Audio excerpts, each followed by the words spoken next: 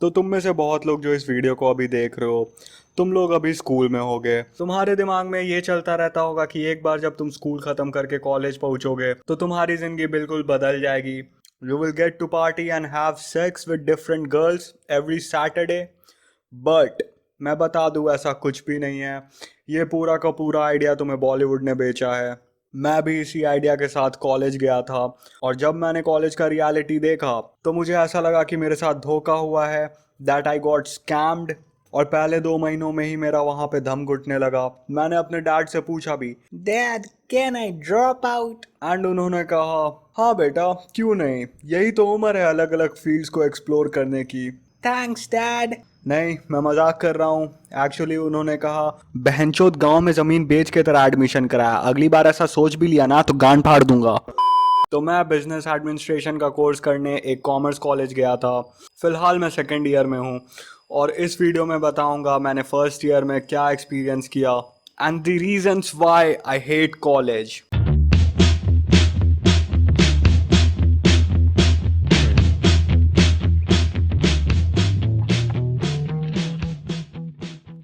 तुम सबको ऐसा लगता होगा कि जब तुम कॉलेज जाओगे तो तुम्हें वहाँ पे बहुत सारी लड़कियों से दोस्ती करने को मिलेगा। भले ही तुम अपनी पूरी की पूरी 18 साल की जिंदगी ऑल बॉय स्कूल को क्यों ना दे दिए हो, लेकिन हर लौंडे में एक होप रहता है कि उसकी पहली गर्लफ्रेंड कॉलेज में ही बनेगी। मैं भी तुम में से ही एक हूँ, मैं भी यही सोचकर कॉलेज गया था। पर जब मैं कॉलेज पहुंचा मैंने देखा यहाँ की लड़कियां तो काफी शैलो और मीन हैं। ये तुमसे तभी दोस्ती करती है अगर तुम्हारे पास बहुत सारा पैसा हो, या फिर तुमने अच्छे कपड़े पहन रखे हो, या तुम्हारे पास एक बढ़िया बाइक हो। They don't want to hang out with a broke ass pussy like me. अब तुम मुझे यहाँ पर गलत मत समझना, मैं ये नहीं कह रहा कि सारी लड़कियां गोल्ड डिगर्स होती हैं। There are many nice and friendly girls in my college too, but the thing is they are fat and ugly and I don't want to talk to them.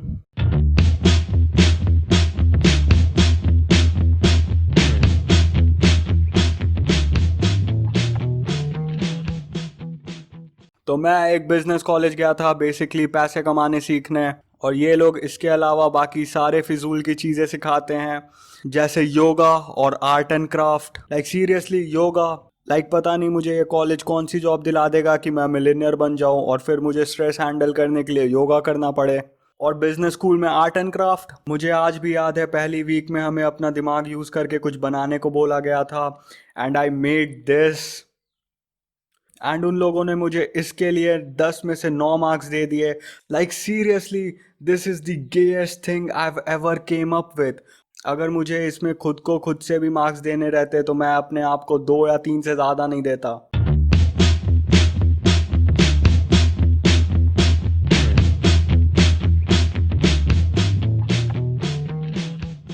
देखो, भगवान ने हर किसी को थोड़ा सा टैलेंट तो दिया ही है। शायद तुम्हारा टैलेंट लोगों से इंटरनेट पे आर्गुमेंट करना हो, या फिर बचपन में कभी ना कभी तो तुमने डांस या फिर सिंगिंग क्लासेस ली ही होंगी। तुम्हें बस अपने अंदर की एक टैलेंट को खोजना है, क्योंकि कॉलेज में हर टैलेंट के लिए एक क्लब होता है। लेकिन मान लो तुम बिल्कुल ही बेकार हो और तुम में कोई भी टैलेंट नहीं है, फिर भी तुम्हें बुरा मानने की कोई जरूरत नहीं है, क्योंकि कम से कम नुक्कड़ नाटक वाले तो तुम्हें अपनी क्लब में ले ही लेंगे। आओ आओ नुक्कड़ देखो। मैं भी निकल पड़ा अपनी टैलेंट की खोज में। अब देखो, स्पोर्ट्स क्लब तो ज्वाइन कर नहीं सकता था, क्योंकि स्पोर्ट्स के नाम पे अब बस आज तक लैपटॉप में फीफा खेला है।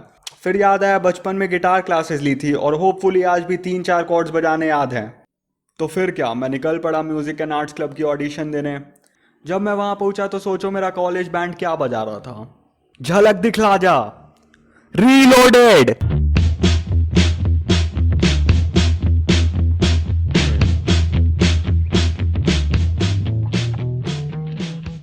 इस प्रॉब्लम ने मेरी ज़िंदगी इतनी बर्बाद की है कि मैं फ्यूचर में इस टॉपिक पे एक अलग से 10 मिनट की वीडियो बनाऊंगा। बट बेसिकली ये रूल प्रोफेसर्स के ईगो को सेटिस्फाई करने के लिए बनाया गया है, क्योंकि इनके लेक्चर्स इतने बोरिंग होते हैं कि अगर तुम 75% अटेंडेंस का क्राइटेरिया हटा दो तो इनके क्लासरूम्स कुछ ऐसे दिखेंगे।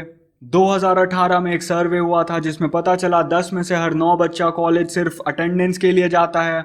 अब देखो, ये स्टैटिस्टिक्स बिल्कुल गलत हो सकती है, क्योंकि ये मैंने अपने दिमाग में बनाया है, मगर बच्चों का एक बहुत छोटा सा प्रपोर्शन है जो कॉलेज कुछ सीखने को जाता है। वरना हर बच्चा तो क्लास में इसलिए बैठा रहता है कि उसका 75% अटेंडेंस वाला क्राइटेरिया फुलफिल हो जाए। अब तुम सोच रहे होगे कि अटेंडेंस अगर शॉर्ट पड़ जाती है तो तुम्हारे साथ क्या होगा। तो हर कॉलेज में इस रूल को वायलेट करने के लिए अलग अलग पनिशमेंट्स हैं। कुछ कॉलेज तो अपने स्टूडेंट्स को एग्जाम भी नहीं देने देती। मेरा कॉलेज स्टूडेंट्स को फाइन करता है। मेरी पहले ही सेमेस्टर में अटेंडेंस शॉर्ट पड़ गई थी। शायद मेरा अटेंडेंस 60 या 65% था।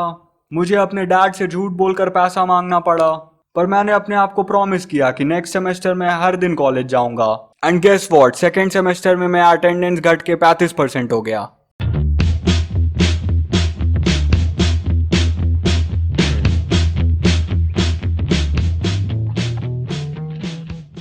हमारे बाजू वाले कॉलेज में जब भी कोई फेस्ट होता है तो वो लोग मेन स्ट्रीम आर्टिस्ट को बुला लाते हैं, जैसे डिवाइन या फिर एमिवे।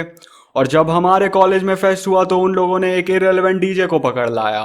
फिर भी ये मेरे कॉलेज लाइफ का पहला फेस्ट था, तो मैं चीज़ों को लेके काफ़ी ऑप्टिमिस्टिक था।